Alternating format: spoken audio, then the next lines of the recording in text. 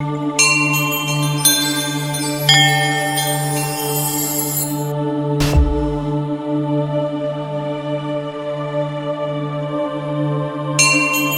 आप भी किसी शव यात्रा का हिस्सा बने हैं? और अगर नहीं बने हैं तो भी जीवन में आपने भी कभी न कभी किसी न किसी की शव यात्रा जरूर देखी होगी। हर धर्म में लोगों की मृत्यु के बाद शव यात्रा निकाली जाती है।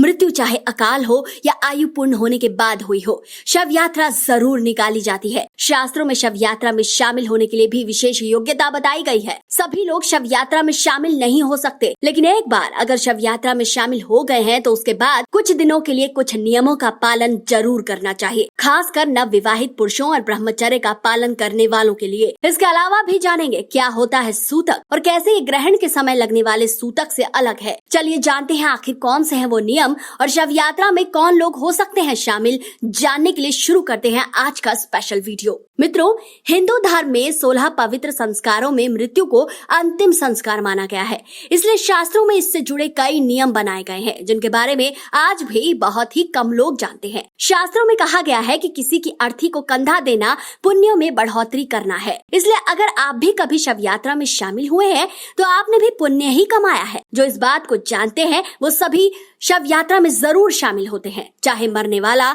उसका जानने वाला हो या ना हो। लेकिन सबसे जरूरी है ये जानना कि क्या आप शव यात्रा में जा भी सकते हैं या नहीं। ये जानने के लिए आपको गरुड़ पुराण की पुस्तक का सहारा लेना पड़ेगा, जिसमें अंतिम संस्कार और इसमें शामिल होने वाले लोगों के बारे में बहुत कुछ लिखा गया है। इस पुस्तक में किसी की शव यात्रा में शामिल होने, शव को स्पर्श करने या फिर अर्थी को कंधा देने वालों के लिए कई नियम बताए गए हैं, जिनका पालन करना सभी के लिए जरूरी बताया गया है। गरुड़ पुराण के अनुसार किसी भी मनुष्य की मृत्यु के बाद 13 दिन तक सूतक का समय शुरू हो जाता है। आपने ग्रहण काल, जन्म और मृत्यु के समय सूतक शब्द जरूर सुना होगा। सूतक काल वो समय होता है जब मनुष्य कुछ समय के लिए अशुद्ध हो जाता है। दरअसल जब मनुष्य अपने शरीर को त्याग देता है तो उसके शव के आसपास नकारात्मक शक्तियाँ एकत्रित हो जाती हैं। दोस्तों, ये नकारात्मक शक्तियाँ और कुछ नहीं, हमारे दुखी होकर आंसू बहाने और शोक करने से जन्म लेती है, जो 13 दिन के कर्म और पिंडदान करने के बाद जाकर दूर होती है। जबकि घर में बच्चे के जन्म लेने के बाद प्रसूति को 45 दिनों तक सूतक में रहना पड़ता है। मित्रों, आपकी जानकारी के लिए बता दें कि सूतक काल की गणना किसी की मृत्यु हो जाने के बाद से नहीं की जाती, बल्कि जिस दिन दाह संस्कार होता है उस दिन से सूतक के दिनों की गणना होती है। शास्त्रों में कहा गया है कि अगर किसी स्त्री का गर्भपात हो जाता है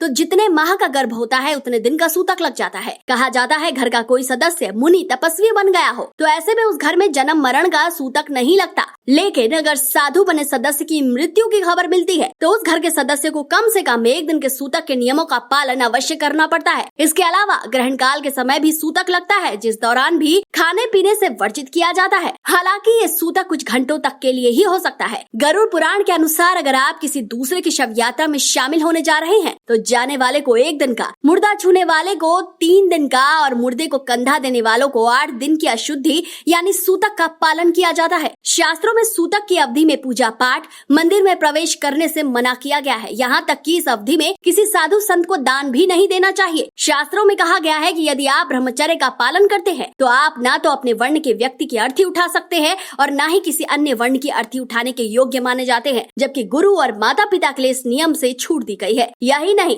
कहा जाता है कि ब्रह्मचर्य का पालन करने वाले व्यक्ति किसी की शव यात्रा को छूता है तो उसका ब्रह्मचर्य खंडित हो जाता है। मनुस्मृति में कहा गया है कि जो भी व्यक्ति किसी का शव उठाता है और अंतिम संस्कार करता है उसे वस्त्र सहित नहाना चाहिए, नीम का दातुन चबाना चाहिए, उसके बाद उसे गोबर, जल, अग्नि, लोहे का स्पर्श करके ही नहाना चाहिए। पुराणों में कहा गया है कि यदि कोई व्यक्ति किसी ब्राह्मण की अर्थी उठाता है तो उसे 1 यज्ञ के बराबर पुण्य मिलता है, और अगर ब्राह्मण किसी मृत व्यक्ति का शव उठाता है तो उसे 1 माह तक अपवित्र माना जाता है। जबकि अन्य वर्ण के ब्राह्मण की अर्थी को कांधा देने से 10 दिन के सूतक के नियमों का पालन करना पड़ता है। यही नहीं, यदि आप नवविवाहित हैं तो भी आपको शव यात्रा में शामिल होने या अर्थी को कंधा देने से कम 1 वर्ष के लिए वर्जित किया गया है। जाते जाते आपको बताते चले कि यदि आप किसी की अर्थी को कंधा दे रहे हैं तो कभी भी भूलकर मृत व्यक्ति के लिए आप शब्द ना बोलें और ना ही शमशान में बातचीत करें। मौन व्रत धारण करें और मृत आत्मा की शांति के लिए भगवान से प्रार्थना करें, क्योंकि एक ना एक दिन हम सभी को किसी न किसी का सहारा लेकर मोक्ष धाम तक की यात्रा पूरी करनी है। तो मित्रों, आपको आज का ये वीडियो कैसा लगा? अपनी राय कमेंट करके अवश्य दीजिए। इस विषय पर अगर आप भी कोई राय रखते हैं तो आपकी राय का स्वागत है। आज के लिए इतना ही।